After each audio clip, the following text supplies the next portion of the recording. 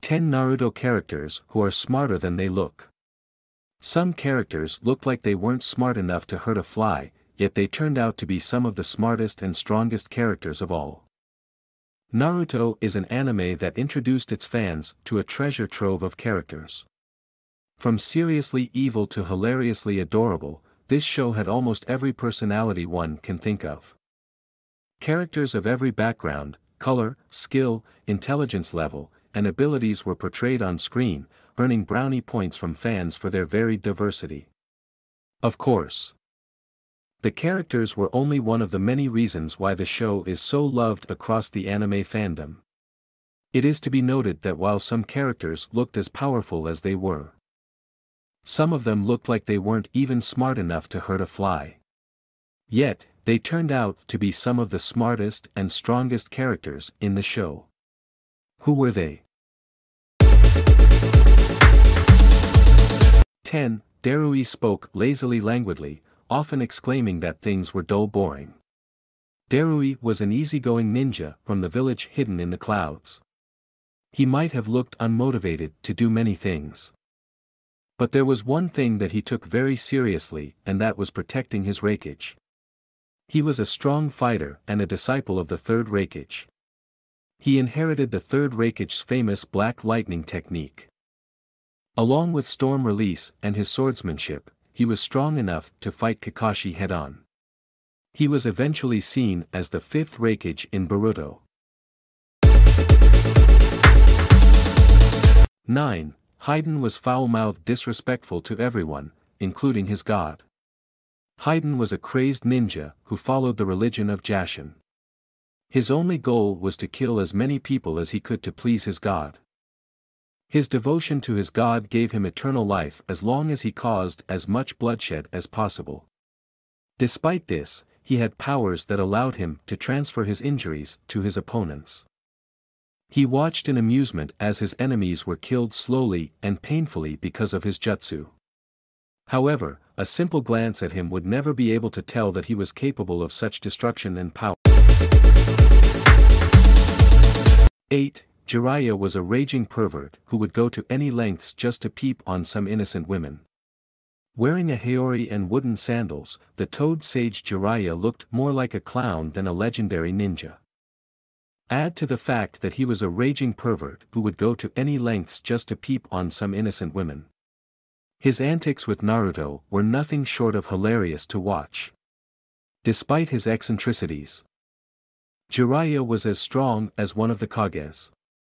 He was trained by the third Hokage himself and in turn, trained the fourth and seventh Hokage. He got disillusioned by the constant war between the villages and preferred to roam around the world helping people, writing his book, and collecting intel for the Leaf. 7. Obito was a late bloomer, was often considered untalented or shallow. Obito was a late bloomer by Uchiha standards and was therefore generally considered as untalented or shallow. He had a kind nature and tried to help everyone he came across. This caused him to be late more often than not. Obito's transformation happened after he awakened his Sharingan in a battle. He sacrificed himself to protect his teammates, Kakashi and Rin, and even gave his Sharingan to Kakashi so that they could escape. 6. Kankuro's warpaint black bodysuit made people underestimate him. Kankuro was one of the Sand siblings and the older brother to Gaara. He wore warpaint and a black bodysuit, which made people underestimate him a lot. He was a puppeteer and used puppets to fight, often using them as deadly tools of destruction. Oftentimes, he was called a guy who played with dolls, which angered him a lot. However, this doll-playing big guy was actually a force to be reckoned with. He grew much stronger with time and became a crucial part of the Fourth Ninja War. 5. Naruto was a hyperactive prankster who would do anything for attention. Naruto was an orphaned young kid who wanted to be the strongest ninja in the village. The villagers hated him because the nine-tailed fox's spirit was sealed inside him. Getting neglected and shunned from childhood made him a hyperactive prankster who would do anything for attention. This included a range of hilarious pranks and mischievous deeds that would often land him in trouble. He was hard-headed and a slow study, but he had determination, guts, and worked hard to learn things. Once he trained under Jiraiya, he slowly started tapping into all the potential he had.